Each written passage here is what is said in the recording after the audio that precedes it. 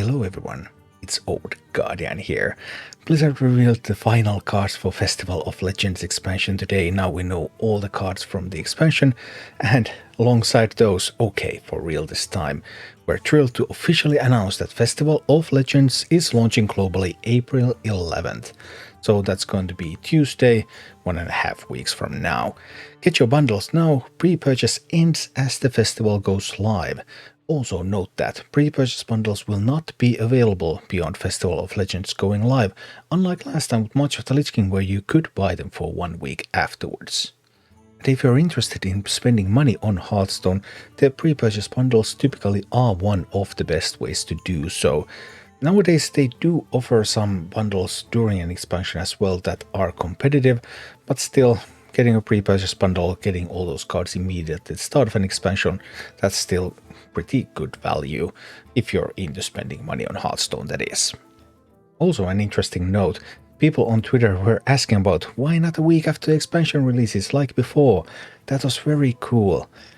And Blizzard's answer, people said they liked the change last time, but the actual numbers showed they didn't. The team's all for trying stuff out, but then you have to take the learnings from those experiments.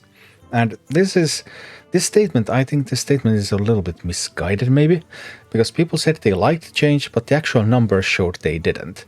But there is no contradiction. People can say that, hey, it's great that I can first see how the expansion plays out before I decide to buy.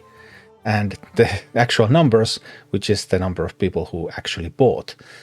People can definitely like it that they don't spend their money if they don't like the gameplay, whereas actual numbers, that means that okay, people bought less because they didn't like what they saw.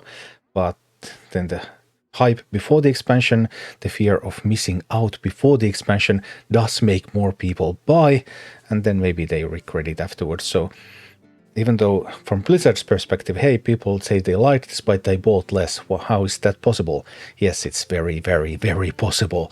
It's exactly what happens when people realize that, hey, I actually didn't want to spend that much money on this anyway. And I'm glad I didn't. Yeah. So the pre-purchase bundles remain one of the best ways to spend money on Hearthstone if you want to spend money on Hearthstone. And this indicates that some people do spend it out of fear rather than out of enjoyment. So think about your motives.